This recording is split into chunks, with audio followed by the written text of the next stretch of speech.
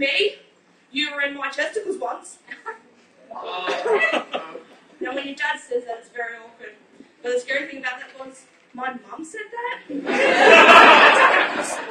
I'm sort of just scared to go home right now. So, I feel sorry for kids these days. You know why?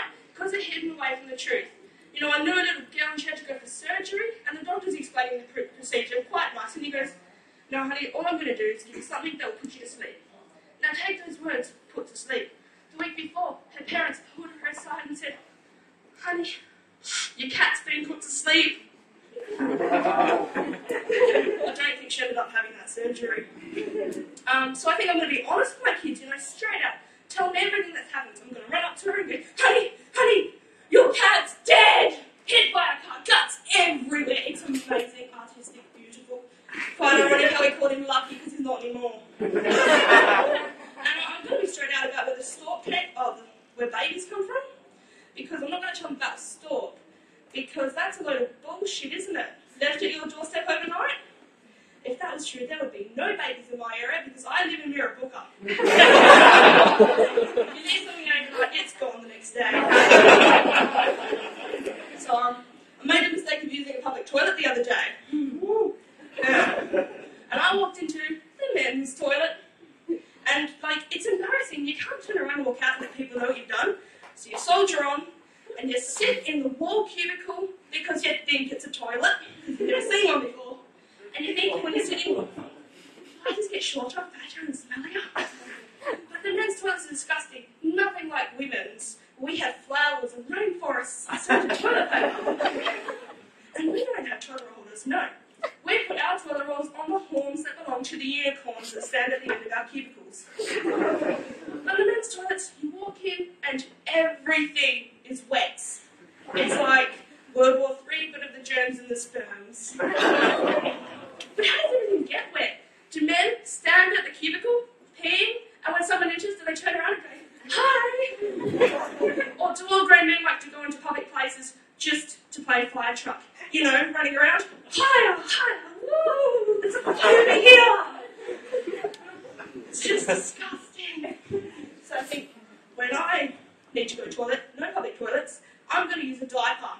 The kids can do it, so can I.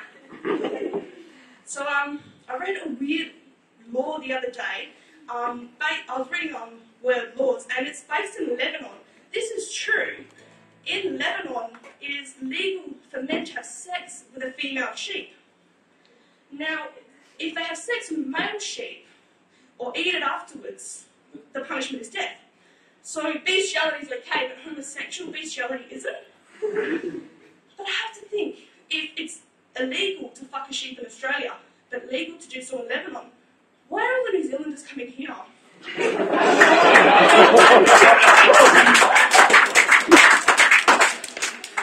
But, you have to think, you're not allowed to eat them afterwards.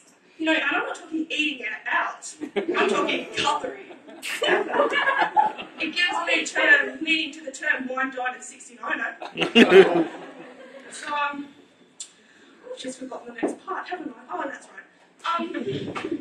So, this is true story. Quite personal, so please don't tell anyone, don't want it getting out.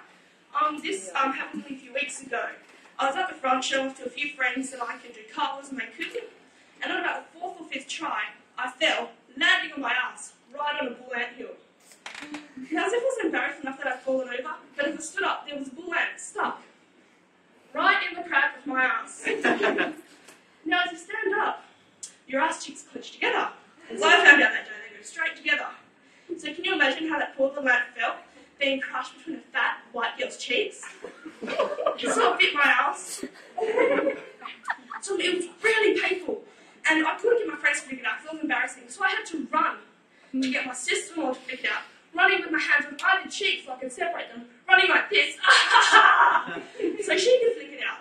And that was the most embarrassing event in my life. But I only recently realised what made it worse is that my sister-in-law is so skinny that if I were to sit on her, she'd be in the exact same position as that ant. That's all